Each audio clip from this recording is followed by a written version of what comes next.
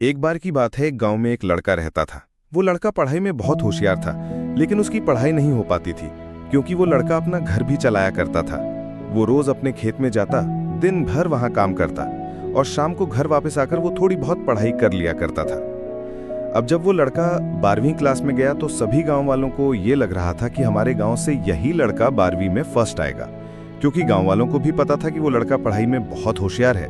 तो 12वीं का एग्जाम आया, लड़के ने एग्जाम दिया और जब 12वीं का रिजल्ट आया तो लड़का किसी कारणवश फेल हो गया। से एक सब्जेक्ट में फेल हो गया।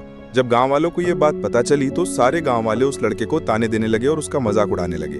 वो जब भी अपने घर से खेत की तरफ जाता तो उस रास्ते पर उसे जितने लोग मिलते वो सब उसे ताने देते रहते। अब वो लड़का लोगों के ताने सुनकर बहुत परेशान हो जाता है और ये बात वो अपने उस्ताद को बताता है कि उस्ताद जी, मैं जब भी अपने घर से खेत की तरफ जाता हूँ तो उस रास्ते पर जितने लोग मुझे मिलते हैं सब मेरा मजाक उड़ाते हैं। तो उसके उस्ताद ने उसे कहा कि तू ना एक काम कर, एक बड़ा सा लोटा ले और उसको हाथ में पकड़कर गांव के बीच रास्ते से लोटे को पूरा ऊपर तक दूध से भर दे और जब तू उस रास्ते से गुजरे तो तू उस लोटे से दूध का एक बूंद भी नीचे गिरने मत देना। लड़के ने एक दिन वैसा ही किया।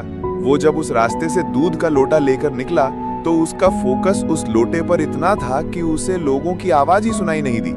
वो इतने ध्यान से उस लोटे को लेकर चल रहा था कि उस लोटे से दूध का एक भी कतरा नीचे न गिरे। इसकी वजह से उसे लोगों के तानों की आवाज सुनाई ही नहीं थी। तो इस कहानी से हमें ये सीख मिलती है कि अपने काम में इतना ढल जाओ, इतना फोकस अपने काम पर लगा दो कि बाकी की चीजों का आप पर कोई असर ही ना हो। लोगों की आवाजें, लोगों के ताने आपको सुना ही ना दे।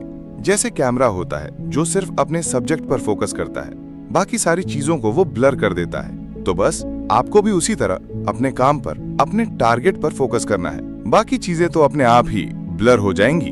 तो अगर आप इस कहानी को और भी लोगों तक पहुंचाना चाहते हो तो इस वीडियो को लाइक करिए। जरूर करिए। मिलता हूँ मैं अगली बार इसी तरह की कहानी के साथ। तो सब्र करो, शुक्र करो और जिंदगी में आगे बढ़ो।